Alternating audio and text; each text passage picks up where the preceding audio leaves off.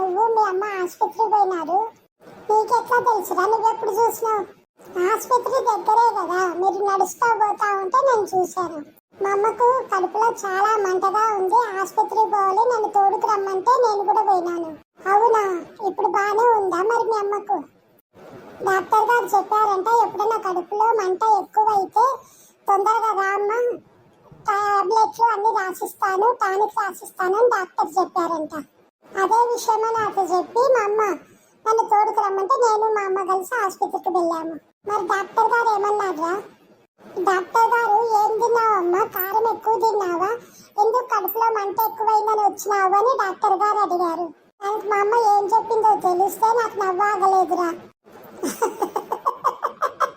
ముందు చెప్పరా ఏమనింది మీ అమ్మ? ఏమైనా కారము ఉప్పు ఎక్కువ ఉండే ఫుడ్ తీసుకుందా? నేను అలాగే అనుకున్నాను రా, కానీ మా అమ్మ చెప్పేది విన్నాక అది కాదు అని తెలిసింది. మరి మీ అమ్మ ఏమని చెప్పిందిరా?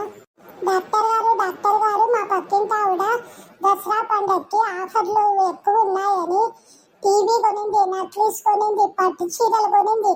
అది చూసినప్పటి నుంచి నాకు కడుపులో మంట ఎక్కువైపోయింది డాక్టర్ గారు అని చెప్పిందిరా. పక్కింటి ఆమె నక్లీస్, పట్టు చీరలు, టీవీ కొనిందని మీ అమ్మ కడుపులో మంట ఎక్కువైందా, అందుకు ఆసుపత్రి తీసుకుపోయిందా?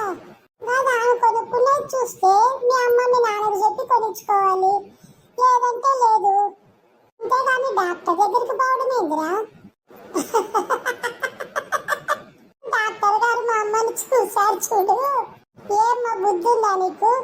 కడుపులో మంట అంటే హెల్త్ ప్రాబ్లం ఏమన్నా ఉంటే రమ్మన్నానమ్మా. మీ పక్కింటోళ్ళు పట్టు చీరలు, నక్లీసులు, టీవీలు కొంటే ఆ బాధ తట్టుకోలేకపోతే నా దగ్గరికి రమ్మని కాదమ్మా అర్థము అని చెప్పి 2 చీవాట్లు పెట్టి మా అమ్మని పంపించారు. అవుందిరా మీ అమ్మ చేసిన పని. అవునరా, నిన్న ఏందిరా మీ ఇంటి దగ్గర గుంపులు జనాలు వచ్చారు, మీ అమ్మ ముందు పరిగెత్తుకుంటా మీ ఇంట్లో పోయింది, ఏం జరిగిందిరా? ఆ టైంకి నువ్వు ఇంట్లో ఉన్నావా? అవునరా, మా అమ్మ పరిగెత్తి ఇంట్లోకి వచ్చేసింది, ఆ టైంకి నేను ఇంట్లోనే ఉన్నాను. నేను మా నాన్న భయపడ్డాం ఏం జరిగిందోనని. మా అమ్మ ఏమని చెప్పిందంటే మా నాన్నతో మీరందరూ కలిసి నన్ను కొట్టేకి నా వెనక పరిగెత్తి వస్తున్నారండి అని చెప్పింది. మా నాన్న భయపడి వాళ్ళు కొట్టేంత నువ్వేం చేసావే, అసలు ఏం జరిగింది చెప్పని మా నాన్న మా అమ్మని అడిగారు. మరి మీ అమ్మ ఏం చెప్పిందిరా? ఇది చివర భోగి మంటలేసి దాంట్లో ఇంతకుముందు మా నాన్న తెచ్చిన టపాసులు మిగిలి ఉంటే అవన్నీ తీసుకుపోయి భోగి మంటల్లో వేసిందంటారా. ఇంకేముంది పాయ ఇచ్చుకుంటే తెలుస్తుంది కదా ఏం జరిగిందో. ఆ టపాసులను చిల్లరవంతా అందరి ఇళ్లలోకి దూసుకుపోయాయిరా. అందరి ఇళ్లలో సామాన్లు, బట్టలు అన్ని దెబ్బతిన్నాయి, ఇండ్లు అంటుకున్నాయి, కట్టెళ్ళు అంటుకున్నాయి, అరుపుల మీద పడి దీళ్ళ మీద పడి అన్ని కాలినాయిరా.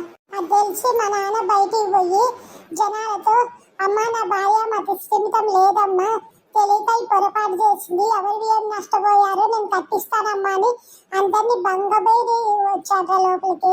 సరే అని ఇంకా వెళ్ళిపోయాడ్రా మా నాన్న చెప్పినాక.